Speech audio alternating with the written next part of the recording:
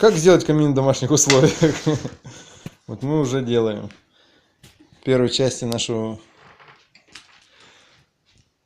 канала, я не знаю, что это, как это называется, был хардкор, а теперь мы уже конкретно занялись подготовкой материала для камина. Ну, Анатолий, скажите, как удается ли вам? О, хорошо у меня, ребята. Хорошо. Бардак у нас такой. Хаос все-таки остался маленько.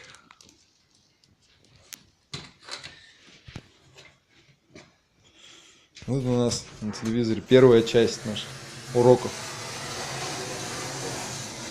Идем, короче, до магазина. Берем коробки. В любой магазин спрашиваешь, у вас есть коробка? У нас есть. Не знаю, что с ним сделать. Тут сюда запинал. Как-то так все происходит. Самое главное в этом деле не ошибиться с выбором коробок. Лучше всего подходят вот такие вот маленькие коробушки. Их можно между собой склеить и сделать хорошие столбики.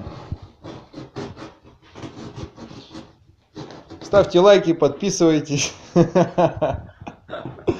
Ставьте комментарии, вот так вот делайте там.